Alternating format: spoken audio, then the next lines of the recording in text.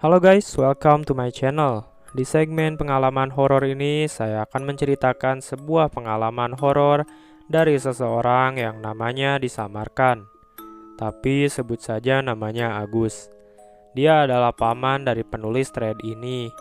Agus tinggal di Semarang, Jawa Tengah, dan bekerja di Jawa Barat sehingga Agus sering pulang pergi ke rumahnya melewati sebuah jalan yang bernama Alas Roban. Nah, cerita ini merupakan pengalaman Agus pada tahun 2000. Nah, apa saja yang Agus dapatkan selama melewati jalanan itu? Stay tune di channel ini. Sebelum masuk ke cerita, saya akan mengulas sedikit tentang Alas Roban dari beberapa sumber terpercaya. Nah, Alas Roban mungkin terdengar seperti tempat biasa bagi kebanyakan orang. Tapi bagi masyarakat Jawa Tengah, daerah ini punya kesan tersendiri. Ya, Alas Roban bisa dikatakan sebagai salah satu tempat paling angker di Pulau Jawa. Alas Roban sendiri adalah nama dari sebuah hutan yang di dalamnya dibuat semacam jalan untuk menghubungkan kota-kota di Jawa Tengah dan provinsi. Jalanan itu sendiri sudah dibuat lama sekali, kurang lebih ketika Belanda belum lama menjajah Jawa. Nah, tak hanya cerita mistis di hutan Alas Roban, jalanan yang membentang di antara hutan Alas Roban ini pun juga kental dengan cerita-cerita mengerikan yang mungkin bisa membuat seseorang trauma untuk melewatinya. Dulunya jalan Alas Roban ini dibangun sejak abad ke-18 oleh para pribumi. Nah, untuk membangun jalan ini memang usahanya luar biasa karena harus membelah gunung, membebati sebagian hutan, dan membuat jalannya. Nah, yang lebih mengerikan lagi, jalan ini dibangun oleh para pelaku kerja paksa. Ya, orang-orang pribumi dengan jumlah ribuan dipaksa untuk membuat jalan sepanjang itu. Alhasil, banyak mereka yang mati karena terlalu lelah atau perilaku buruk Belanda. Mayat-mayat para pekerja biasanya dibuang begitu saja di tepi-tepi jalan. Makanya, kemudian di tempat ini sering muncul suara-suara atau mungkin penampakan ngeri mereka. Melewati jalan Alas Roban tak hanya harus dengan kendaraan yang oke, tapi juga mental yang kuat. Soal kendaraan yang harus sangat layak jalan, hal itu memang dibutuhkan karena jalanan di sini cukup ngeri. Jalannya berkelok-kelok dan di beberapa titik cukup curam naik dan turunnya. Soal mental, jelas hal ini dibutuhkan karena apa yang terjadi di perjalanan nanti kita tak akan pernah tahu. Sudah sangat lazim kalau banyak orang yang diganggu ketika melewati jalan ini. Entah oleh penampakan-penampakan ngeri, makhluk gaib yang menumpang kendaraan sampai disesatkan oleh makhluk penghuni Alas Roban. Di beberapa spot jalanan Alas Roban ini sangat gelap, dan biasanya sering terjadi kejadian gaib itu. Nah, dari kengerian itu semua terdapat satu cerita yang dialami oleh seseorang yang tak jauh keberadaannya dari saya. Nah, dia adalah paman si penulis thread ini yang dulu merantau ke daerah Jawa Barat, sehingga sering bolak-balik ke rumahnya yang ada di kota Semarang. Nah, pada cerita ini saya akan bercerita dan saya sebagai sudut pandang orang pertama atau saya yang seolah berada di dalam cerita ini. Siang ini adalah hari Jumat. Sebulan sebelumnya, aku sudah mengambil cuti untuk 2 hari, di hari Senin dan Selasa depan, dan pulang ke rumah bertemu dengan keluarga. Oh iya, beberapa hari sebelumnya, aku sudah janjian dengan kawan lamaku yang sebut saja namanya Ripkan, yang juga akan pulang ke daerah Demak. Jadi kami akan pulang bersama dengan mobilku dari tempat kami berada. Pulang kerja, aku langsung bergegas, mandi, dan bersiap langsung mulai perjalanan. Sore itu terasa sangat damai dan udaranya. Suara anak-anak di pelataran rumah dekat kontrakan pun terdengar sangat ramai. "Rip, aku sudah siap. Tunggu depan kontrakanmu ya," ucapku di dalam telepon memberitahu Ripkan kalau aku akan segera berangkat. Kontrakan Ripkan ini agak jauh, namun kebetulan searah dengan arah jalan pulang yang akan kami lewati. Saat hampir sampai, aku lihat Ripkan sudah menunggu di depan kontrakannya. "Ayo," seruku kepada Ripkan sambil membuka kaca mobilku.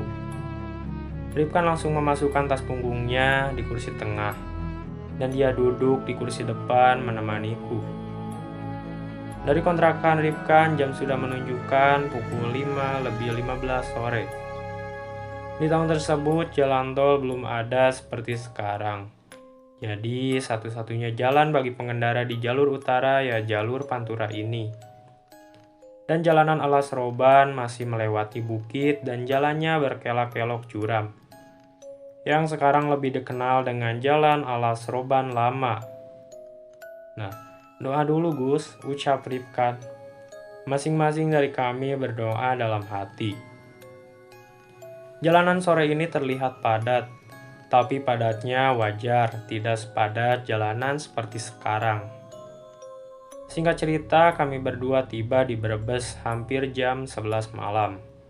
Karena kami berhenti sholat dan makan sebentar saat sampai di Indramayu. Brebes, Tegal, Pemalang sudah kami lewati dan akhirnya kami tiba di Pekalongan sesaat sebelum sampai di Alas Roban. Kala itu tidak ada sama sekali dalam pikiranku memikirkan hal yang aneh-aneh. Karena sudah beberapa kali aku pulang menuju Semarang dan bertemu malam hari. Jalanan sudah sepi saat kami sampai di area Alas Roban. Ditandai dengan jalanan yang makin lama makin gelap, karena minimnya penerangan dan kanan kiri jalan yang banyak ditumbuhi pohon-pohon besar. Sesekali aku menemui bus-bus antar provinsi yang memang melintas pada malam hari. Tiba-tiba terdengar 2 kali ada sesuatu yang jatuh di atas mobil. "Apa itu Gus?" tanya Ripkan. Aku yang mendengar langsung menepi dan melihat ke atas mobil. Dengan keadaan mobil yang masih menyala, aku dan Ripkan melihat bagian atas mobil. "Tidak ada apa-apa Rip," ucapku. Tapi saat aku perhatikan lagi, ada bekas lecet sedikit di atas mobil. "Cari lagi Rip di sekitaran mobil, kalau ada apa-apa," imbuhku kepada Ripkan. Cukup lama kami mencari dan memperhatikan, tapi kami tidak menemukan apa-apa. "Masuk mobil lagi Rip, kita jalan lagi aja," ajakku. Belum lama jalan tepat setelah tanjakan, tiba-tiba aku dikagetkan lagi dengan suara benturan di depan mobil, seperti habis menabrak sesuatu. "Kamu di dalam aja, aku yang turun," ucap Ripkan. Tak lama Ripkan masuk. "Ban depanmu kempes Gus," imbuh Ripkan.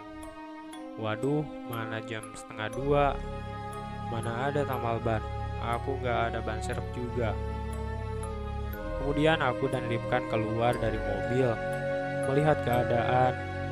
Jalanan benar-benar sepi dan gelap, dengan pepohonan tinggi di kanan kiri jalan. Tidak nampak ada kendaraan lewat saat itu.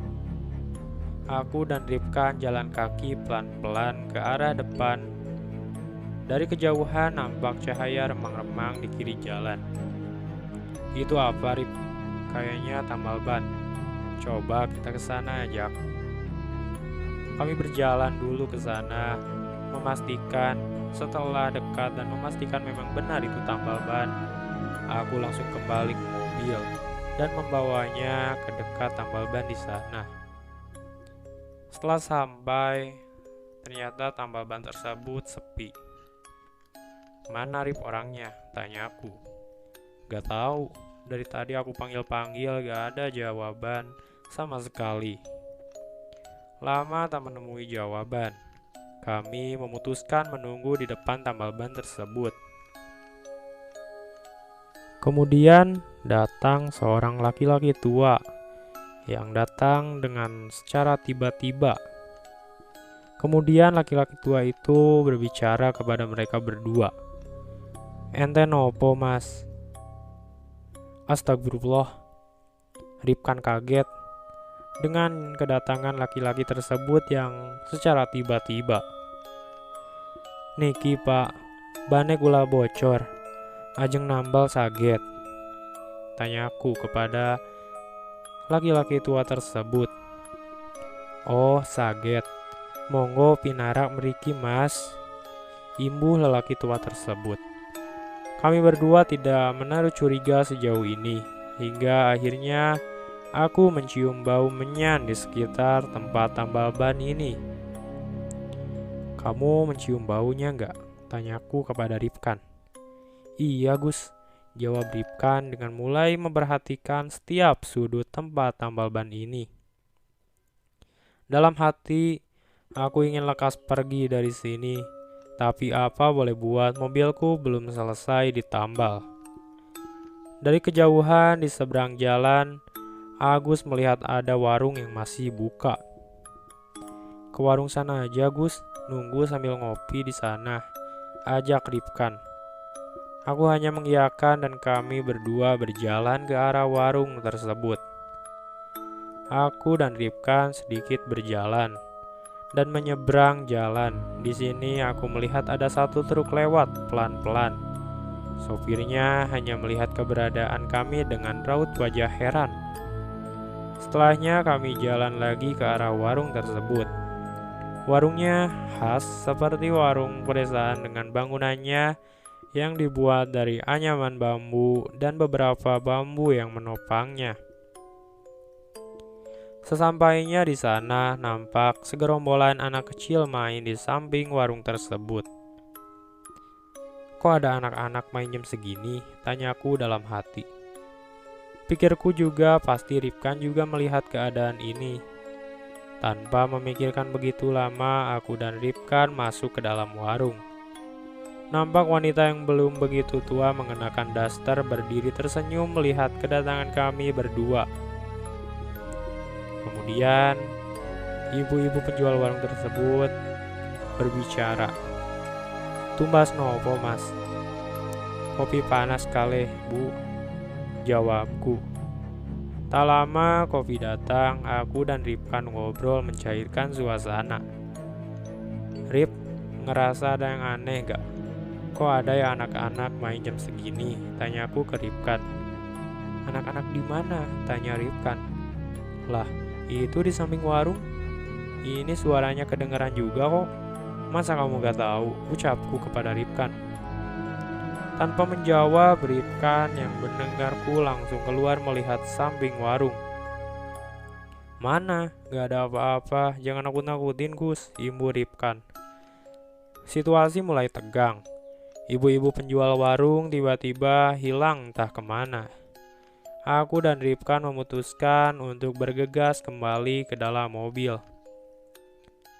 "Bu, sampun," ucapku memanggil ibu penjual warung.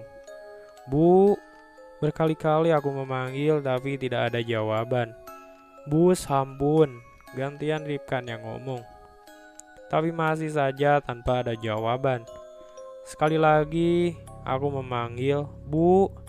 Bukannya jawaban dari ibu penjual warung tersebut, yang kami dapat, kami malah dibuat kaget dengan suara yang kami dengar.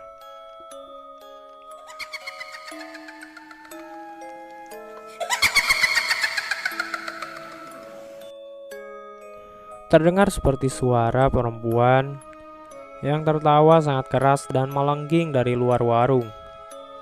"Gus, Gus," Ripkan memanggilku. Aku hanya menatap Agus tanpa mengeluarkan kata-kata apapun. Nampaknya Agus paham aku pun juga menyadari suara tersebut. Kami berdua bergegas keluar warung, mencari dari mana arah suara tersebut, dan melihat ke arah belakang warung. Astagfirullahalazim, astagfirullahalazim. Kami berdua istighfar sama-sama atas apa yang kami berdua lihat. Ternyata ada wanita berdiri tegak berjubah hitam sangat panjang di samping pohon di dekat warung tersebut. Matanya terbelalak putih dengan wajah pucat dan rambut yang panjang. Anak-anak kecil yang tadi aku lihat pun berlari menghampiri perempuan tersebut. Aku lihat anak-anak tersebut ada yang wajahnya hancur dengan banyak luka di badannya. Sangat jauh beda dengan saat awal aku melihatnya tadi. Kulihat wanita itu tertawa lagi, membuat telinga kami berdua sakit. "Gus, ayo Gus balik ke mobil cepat," ajak Ripkan. Saat kami lari ke mobil, lagi-lagi kami berdua dikagetkan lagi dan lagi. Tambal ban yang kami hampiri tadi sekarang sudah tidak ada, entah hilang kemana. Yang kami lihat hanyalah mobil kami di tepi jalan yang sebelah kirinya ada pohon besar dan jurang yang di dalamnya belantara yang sangat gelap. Aku gak peduli banku masih kempes. Kami berdua bergegas masuk ke dalam mobil. "Gus, banmu gimana?" tanya Ripkan. "Udah Gus, yang penting kita lekas keluar dari sini," jawabku. Suara perempuan tadi masih sangat jelas menemani kami berdua. Aku berusaha menghidupkan mobil. Lagi-lagi sial dan aneh, tiba-tiba mobilku sulit dihidupkan. "Kenapa Gus?" tanya Ripkan. "Tiba-tiba susah dihidupkan mobilku," jawabku. "Sholawatin dulu Gus," imbu Ripkan dengan wajah tegangnya, tapi berusaha berpikir dengan tenang. "Allahumma sholli ala Sayyidina Muhammad." Aku mengucapkannya 3 kali. Lalu aku memutar kunci lagi. "Hidup Rip," ucapku, mungkin ini keajaiban dari setelah untayan sholawat yang kubaca. Sehidupnya mobilku, aku bergegas menginjak gas dan cepat pergi dari tempat aneh ini. Namun nasib baik belum menghampiri kami. Belum lama jalan tiba-tiba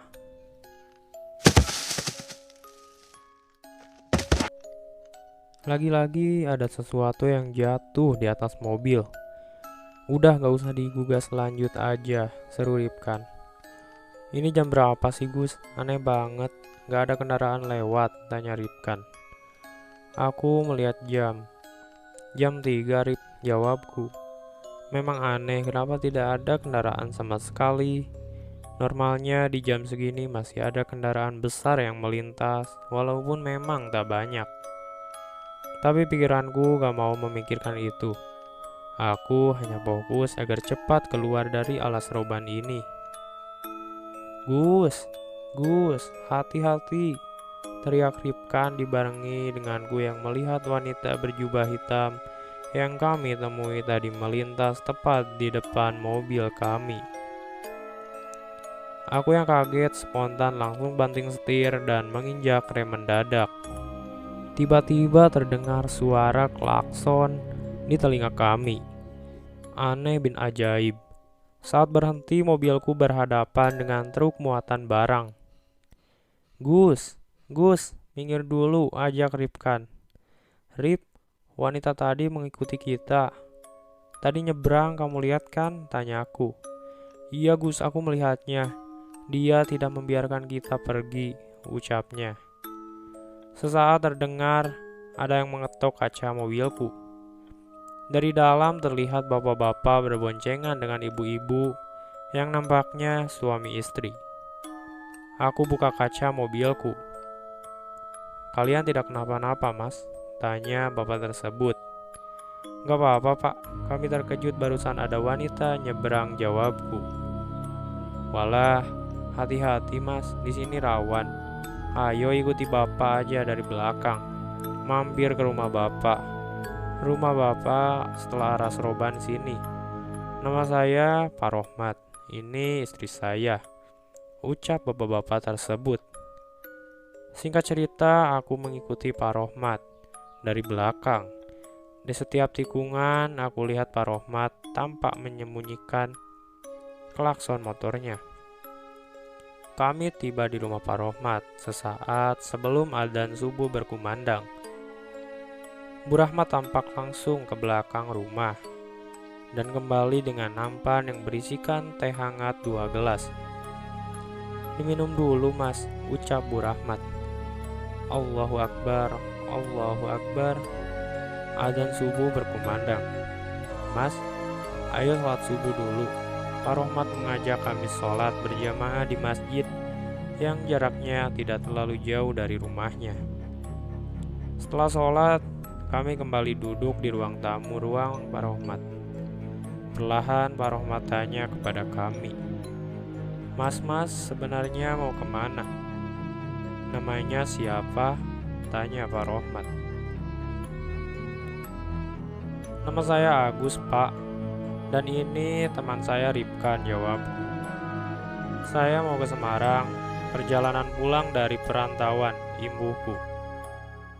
"Masnya tadi ada kejadian apa sampai hampir kecelakaan seperti tadi?" tanya Pak Rohmat lagi. Aku menceritakan semua hal yang kami temui sejak ban mobilku bocor, warung, dan diikuti wanita berjubah hitam tadi. "Mas, di alas roban itu tidak ada warung, apalagi tambal ban. Di sana hanya ada hutan, Mas," jawab Pak Rohmat. "Tapi tadi kami menemui itu semua, Pak," imbuh Ripkan. "Benar, Mas. Tapi Bapak sebagai warga yang tinggal tak jauh dari alas roban sangat hafal daerah sini. Tidak ada warung yang berdiri di sana," jawab Pak Rohmat. "Di sana memang sering ada kejadian semacam itu. Belum lama ada kecelakaan mobil, satu keluarga meninggal di sana, dan masih banyak lagi cerita pengendara yang diganggu sejak lama," imbuh Pak Rohmat. Aku dan Ripkan hanya menelan ludah sambil menangak teh hangat yang dibuatkan oleh Bu Rahmat tadi. "Mending Mas sekarang istirahat dulu di sini. Nanti siang atau sore baru lanjut perjalanan," pungkas Pak Rohmat melihat keadaan kami. "Gimana, Rip?" tanyaku kepada Ripkan. "Terserahmu aja, Gus," jawabnya. "Ya udah, kita di sini dulu sampai siangan nanti. Keadaan kita shock setelah lelah seperti ini." Ajakku dan Ripkan hanya menurut. Kami ditunjukkan ke kamar anaknya Pak Rohmat yang kosong karena sekarang kerja merantau di Jakarta. Kami tidur melepas lelah di sana. Siangnya kami bangun dan bersiap melanjutkan perjalanan yang sudah tidak jauh lagi.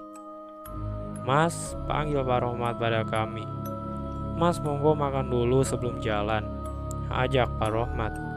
"Waduh, Bapak kok repot-repot begini," jawab Agus.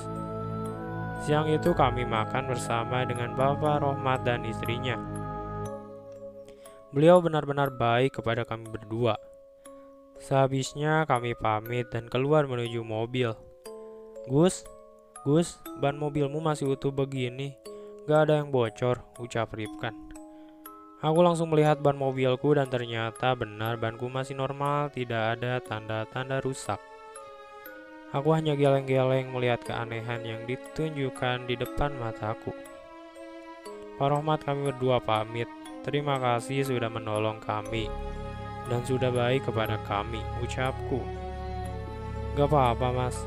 Saya sama ibu malah senang ada tamu di rumah kami. Soalnya kalau tidak ada tamu, rumah kami sepi," jawab Pak Rohmat. Aku yang mendengar jawaban Pak Rohmat terenyuh. Akankah suatu saat tua nanti aku juga seperti ini? Pikirku saat setelah mendengar ucapan Pak Rohmat. Kami berdua melanjutkan perjalanan. Setibanya kami di Semarang, aku mengantarkan Ripkan ke halte bus yang akan mengantarkannya ke Demak sebelum nanti dijemput adiknya di sana. Setelahnya aku pulang ke rumah dengan oleh-oleh pengalaman yang tidak akan terlupakan sampai kapanpun. Dan Pak Rohmat yang hingga sekarang kami anggap seperti keluarga. Ceritanya selesai sampai di sini. Nah, gimana ceritanya guys? Seru kan? Yuk bagi kalian yang punya cerita horor juga kirimkan ceritanya lewat email atau DM di IG yang sudah saya cantumkan di deskripsi video. Maaf bila pembawaan cerita yang masih tidak enak karena saya YouTuber pemula. Jangan lupa subscribe dan nyalakan tombol loncengnya supaya teman-teman tidak ketinggalan cerita horor lainnya. Sekian, terima kasih.